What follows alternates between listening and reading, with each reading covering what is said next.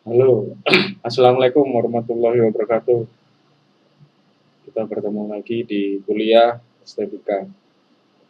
Oke, langsung saja. Hari ini saya akan sharing tentang topik estetika, yaitu estetika baru. Baik, kita langsung ke PowerPoint-nya saja. Saya akan sharing bagaimana estetika baru sekarang lagi hadir di tengah-tengah kehidupan kita lah, bisa disebut seperti itu. Oke, estetika baru. Apa itu estetika baru? Estetika baru itu adalah kondisi di mana eh, kita sebagai masyarakat lebih mengedepankan teknologi, terutama di era digital ini. Kita lebih percaya, lebih ya dikit-dikit Google, dikit-dikit internet, dikit-dikit teknologi, apapun itu kita selalu sambutkan dengan teknologi karena akan secara tidak langsung positifnya akan membuat kehidupan kita lebih mudah. Nah, kembali lagi ke estetika itu tadi. Estetik tidak hanya berbicara tentang sebuah keindahan. Ada juga momen estetis, kemudian apa namanya kejadian yang estetis, kemudian perilaku yang estetis ya apapun itulah estetis itu memang pada dasarnya lebih dekat dengan keseharian kita bukan sesuatu hal yang sifatnya itu tinggi gitu seperti estetika pemahaman estetika zaman dahulu. Nah kemudian eh, definisinya estetika baru mengarah pada cara pandang terkini pada dunia dari sebuah gema ataupun ruang lingkup sosial kita, entah itu politik, kemudian teknologi, dan orang-orang yang memproduksi kembali proyeksi estetika baru tersebut. Ya, orang-orang yang kembali memproduksi estetika baru tersebut bisa disebut sekarang konten kreator, kemudian seniman, kemudian uh, programmer komputer, kemudian banyak lah yang terkait dengan teknologi ini, apapun itu yang membuat uh, estetika baru ini semakin disadari bahwa sangat penting dan memang memiliki efek atau impact yang secara mendasar itu dekat dengan kita. Ya, kita bisa menjangkaunya dengan sangat mudah. Kemudian pendapat dari Bruce Sterling, estetika baru itu adalah sebagai penyelidikan bagaimana realitas kontemporer yang terlihat oleh teman-teman kita itu semua karena adalah bantuan algoritma komputer. Jadi si Bruce Sterling ini berpendapat kita mengkaji dengan menggunakan estetika baru adalah sebagai teknis penyelidikan bagaimana realitas sekarang ini, kontemporer ini, yang terlihat oleh kita semua, itu pada dasarnya adalah eh, hasil dari algoritma komputer. Ya, seperti kita membuat video lah. Ya, kita merekam menggunakan sensor, kemudian sensor diolah dengan algoritma komputer, kemudian hasilnya kita olah lagi di software editing video yang tidak maksudnya lagi-lagi kita menggunakan algoritma komputer, kemudian kita distribusikan lewat YouTube, lewat Facebook, lewat Instagram, lewat TikTok atau media-media sosial lainnya, ya pasti pakai algoritma komputer untuk uh, uh, karya kita itu bisa didistribusikan, disebarluaskan lagi, atau kita eksistensikan karya kita bahwa kita pernah kita memang berkarya dengan karya tersebut. Kemudian James Bridle, estetika baru dikembangkan. Jadi estetika baru itu masih terus berkembang, masih perlu banyak kajian-kajian lagi atau ya percobaan-percobaan lagi. Kemudian kita harus berpikir sekreatif mungkin dalam membuat estetika baru. Nah, kemudian estetika baru itu sifatnya seperti ruang imajinasi kita, imajinatif. Jadi sebelumnya bisa kita bayangkan bagaimana katakan apa ya, eh, sebelum adanya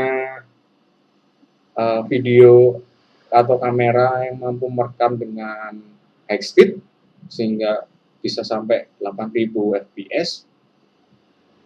Kemudian kita slow motion kan, kita bisa lihat gerakan-gerakan detail dari apa yang kita rekam. Itu masih pada zaman dulu mungkin masih imajinatif, tapi seiring perkembangan teknologi kemudian eh, bisa lahir satu kamera yang bisa merekam dengan fungsi high speed tersebut, maka imajinasi kita tentang perekaman detail objek yang memiliki kecepatan yang tinggi itu akhirnya bisa terwujud di sekarang-sekarang ini. Nah, kemudian di estetika baru kita percaya adalah seperti mesin adalah teman kita, mesin adalah sahabat kita. Kita tuh nggak bisa lepas dari mesin, katakan seperti itu. Ya kita bisa bilang mesin, katakan gadget lah. Anak-anak zaman sekarang mungkin 90% nggak akan bisa lepas dari gadgetnya. Pasti ketika bangun tidur yang dicari apa? Ya handphone, ya mesin. Jadi kita lebih percaya tentang apa yang ada di handphone kita, apa yang ada di gadget kita, daripada yang sebenarnya terjadi di lingkungan sekitar kita. Jadi segala informasi ataupun uh, aturan hidup kita itu juga tergantung dari mesin itu. Jadi misal ketika kalian uh, mau ke satu tempat, kalian tidak tahu ini arahnya di mana. Ya kita pakai Google Map. Tolong share lokasi kalian. Kirim lokasi, kemudian kita klik, kita ikutin arahan dari Google Map. Nah, akan percaya kita lebih percaya pada gadget kita, pada Google Map kita, bahwa arah yang kita akan tuju itu sudah benar. Namun kenyataannya kan kadang juga terjadi bahwa rute yang diambil dari Google Map itu lebih jauh daripada rute yang asli. Gitu. Hal-hal seperti itulah yang menjadi indikator bahwa ini di era estetika baru. Kita dapat melihat apa yang mereka lihat dan dapat berpikir apa yang mereka pikirkan. Artinya ya kita seperti kita menggunakan Google Map tadi, kita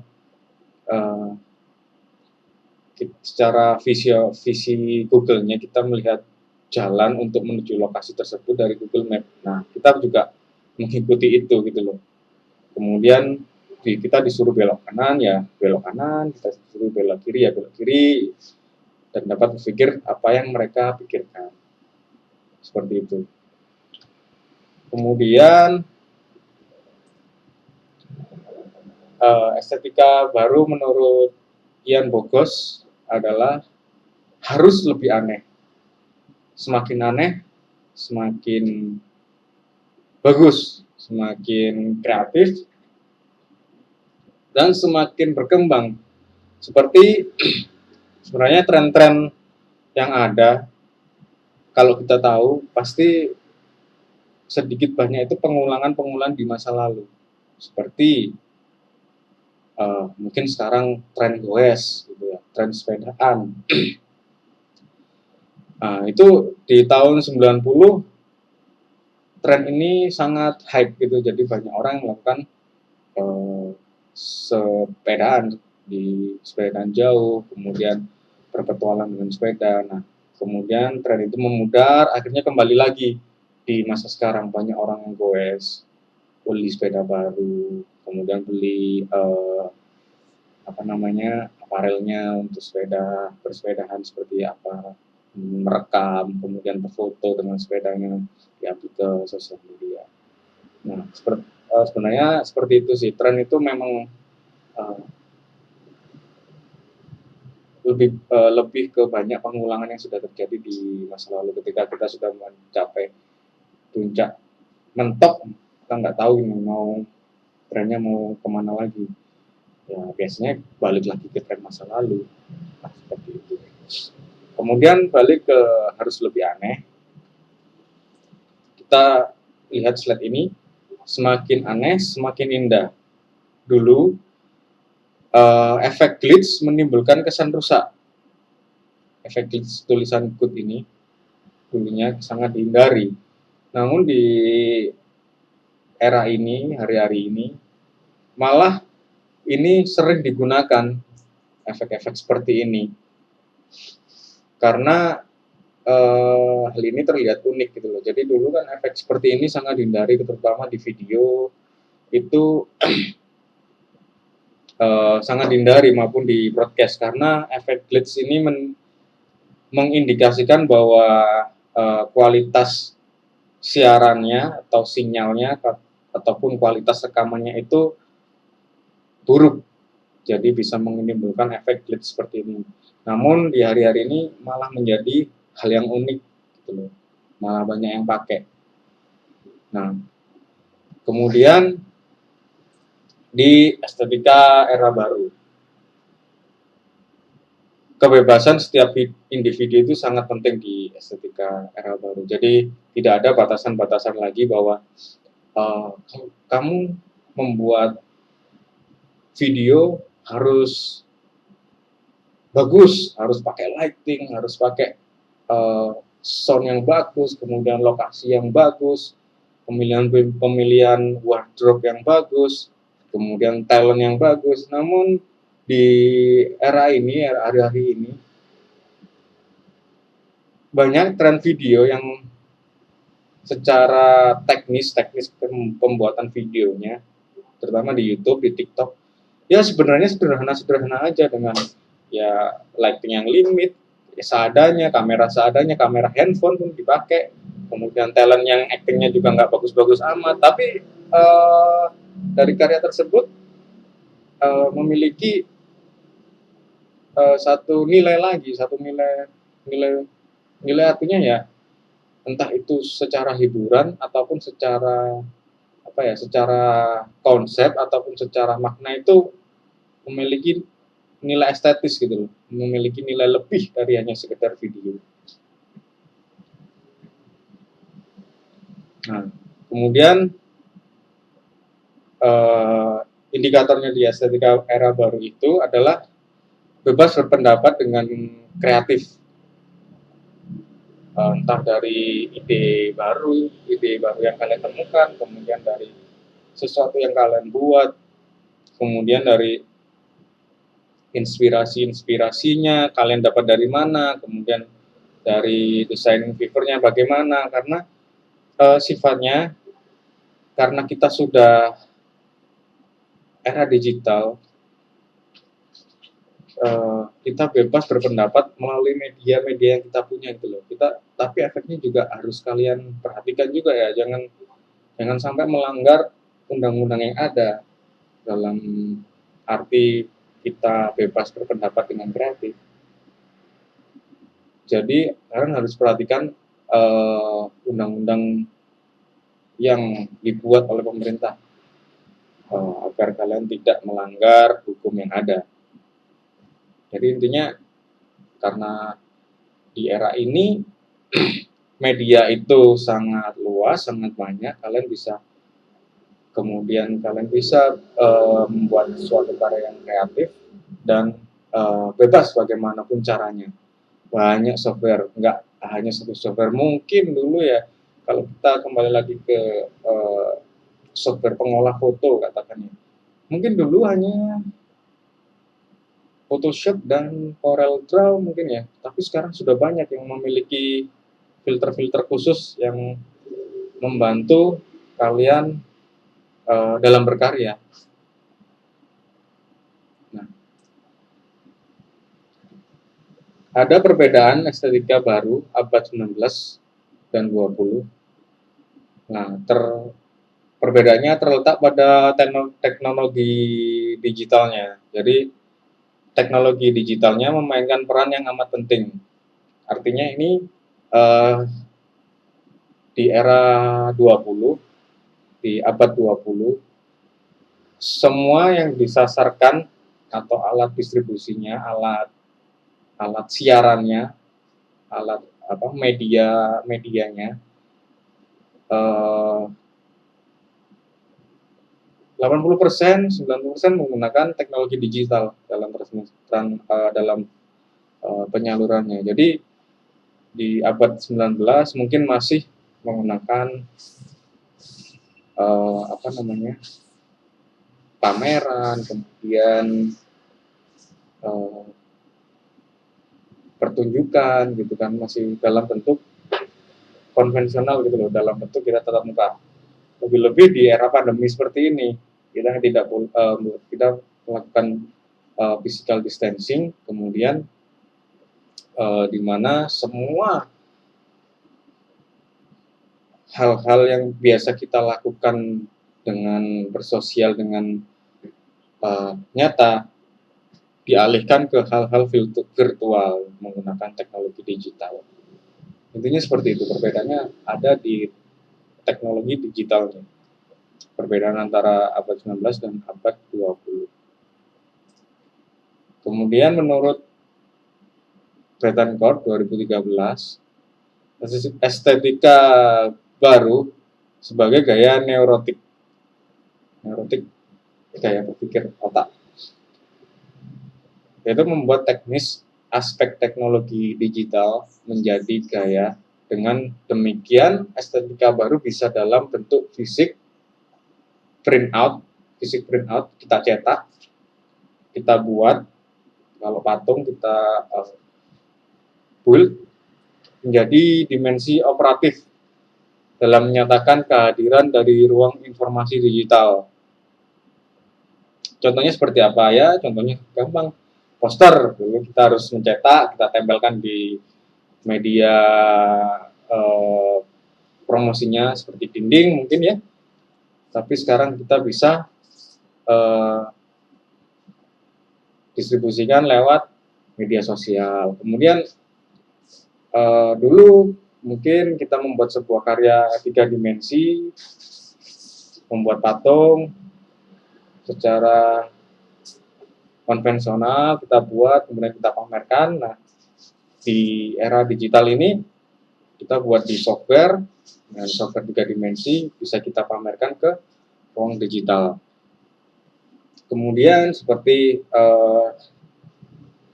biasanya seperti pameran virtual gitu ya, dulu ya kita harus hadir di ruang tersebut. Nah, kemudian di era ini kita gantikan dengan kamera 360 yang bisa masuk, yang ada di ruangan tersebut, yang seolah-olah kita berada di ruang itu. Jadi dimensi operatifnya itu menyatakan kehadiran dari ruang informasi itu secara digital.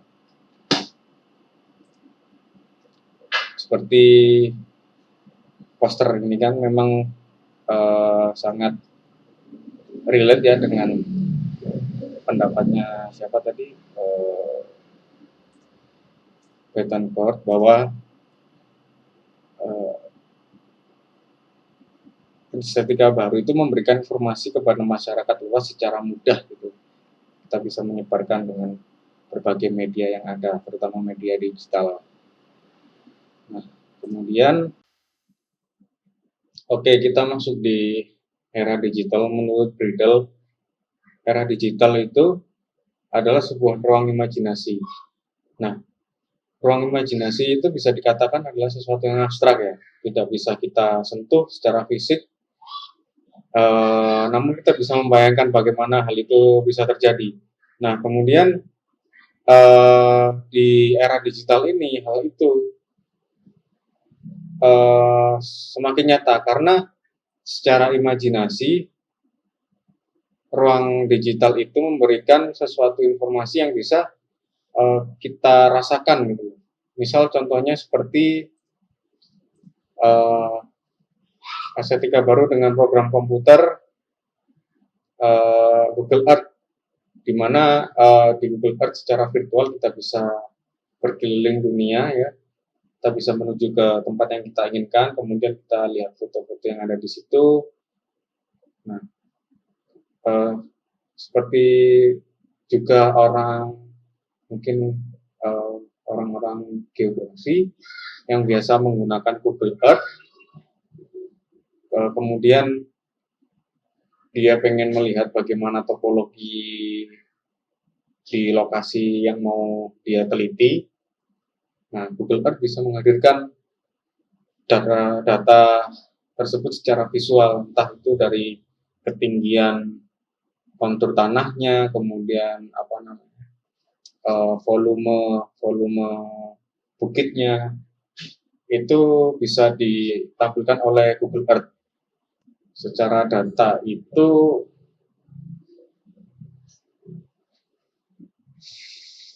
akurat, namun data yang dihasilkan oleh Google Earth itu ya bisa dijadikan acuan. Nah, ini estetika baru dengan program komputer. Kemudian estetika baru juga memunculkan kedekatan melalui media-media perantara yang ada, misalnya foto dan video.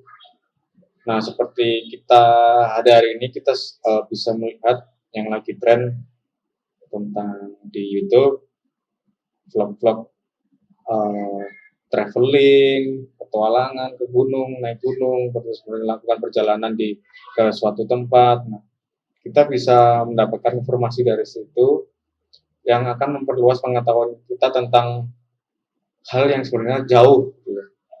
Masih butuh waktu untuk menuju ke sana, namun kita bisa melihat dari video-video tersebut ataupun dari foto-foto tersebut yang hadir di ruang digital. Kemudian information visualization and generative algorithm R. Pencetusnya adalah Vera Molnar-Harold, Goven, kemudian Hiroshi Kawano, dan lain-lain.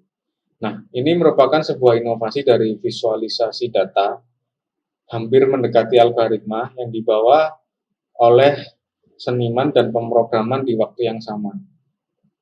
Jadi, seperti karya ini itu kayak 3D scanning gitu loh.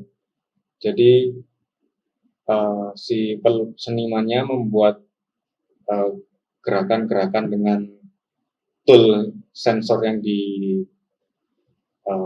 dibawa, kemudian oleh programmernya dibuat di tampilan visualnya menjadi karya ini. Jadi seperti juga kita menggunakan software grafis, misalnya seperti Adobe Illustration gitu kan. Itu kan Adobe Illustration adalah sebuah algoritma komputer data. Kemudian dengan kreativitas kalian bisa membuat satu karya grafis yang bagus dari software tersebut. Itu yang dimaksud dengan informasi visualization and generative algorithmic art. Banyak yang bisa kita buat dari itu. Kemudian augmented realities. Sejarahnya dari simulasi dan realitas berasal dari abad pertengahan 1940 sampai 1950. Terdiri atas visual getaran bahkan aroma. Pencetusnya adalah Monton, Helig, dan Ivan Sutherland. Sebenarnya augmented reality itu sudah ada di tahun 1940, namun tidak secanggih sekarang. Nah, dulu malah bisa awal-awalnya ya secara visual sederhana, kemudian bisa menghasilkan getaran-getaran ya, satu apa namanya, seperti satu alat musik gitu ya. Kemudian ada juga bisa men-trigger sebuah aroma. Jadi ya masih sederhana teknisnya, tidak secanggih sekarang yang menggunakan scanner di kamera kemudian terlihat secara visual. Tapi di zaman dulu membutuhkan alat-alat khusus untuk memvisualkan, untuk menghadirkan augmented reality. Banyak banyak teknis yang harus dipakai. Kemudian estetika baru adalah perception dan psikologi. Jadi estetika baru melihat objek di sekitar kita sebagai jawaban terhadap kebutuhan untuk dilihat, diperhatikan, diakui, dan dipahami dengan bantuan mesin. Ya, kembali lagi seperti handphone kita memiliki pengingat dan merayakan ulang tahun kita. Jadi ya secara virtual kita merasa handphone kita itu memang teman hidup gitu loh. Segala sesuatu entah jadwal kita, kemudian bagaimana kita memandang dunia, itu memang dari sebagian besar dari gadget kita kan untuk di era sekarang. Karena dikit-dikit misalnya kita mau beli handphone, iPhone gitu, atau barang tertentu lah, pasti yang kita sasar dulu, kita cari video reviewnya, kita cari sebanyak-banyaknya, kemudian baru kita beli, entah secara online ataupun secara offline. Beda dengan zaman dulu, jadi kita perlu melihat barangnya dulu, kemudian kita coba-coba dulu, baru kita bisa memutuskan mau beli atau tidak. Bedanya di situ. Jadi kita sangat tergantung pada persepsi kita ataupun psikologi secara nggak langsung itu memang dipengaruhi oleh era digital ini. Jadi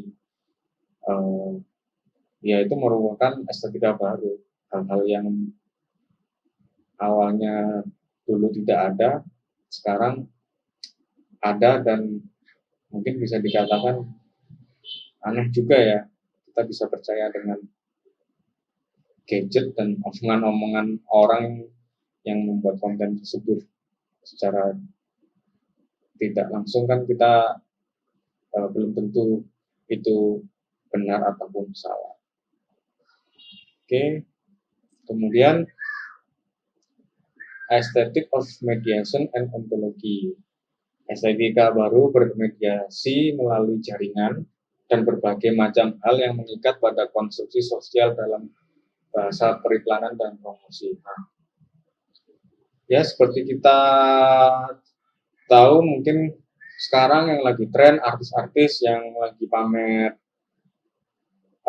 mobilnya yang berharga miliaran, yang pada dasarnya sih kalau saya lihat itu memang teknik dia marketing untuk menjual, untuk berdagang mobil itu gitu. Jadi dia bikin video kemudian drama-drama yang akhirnya juga akan meningkatkan harga pasaran mobil yang dia bahas gitu kan. Pasti lagi ngetren, contohnya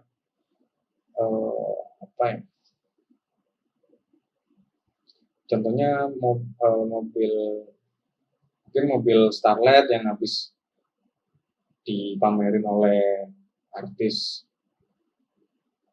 kemudian mobil tersebut akhirnya menjadi tren, menjadi barang langka yang banyak dicari orang. Nah itu secara secara konstruksi sosial itu mengikat dalam bahasa periklanan. Jadi bisa dijadikan ajang promosi bahwa hal-hal estetika ini yang menjadi satu hal yang estetis, yang bagus, yang dipercaya oleh masyarakatnya, yang menjadi sebuah kebenaran, kan? Menjadi sebuah kebenaran bahwa oh ya udah itu berarti memang lagi ngetren. kita bisa menaikkan harga dari itu. Kemudian seperti baju-baju hypebeast, fashion hypebeast yang harganya sangat mahal dan relatif mahal. Kalau menurut saya ya, kalau nggak tahu kalau penggemar fashion hypebeast, saya merasa kalau membeli jaket, kaos dengan harga 3 juta, 5 juta, 10 juta itu menurut saya mahal sekali karena fungsinya menurut saya sama-sama aja.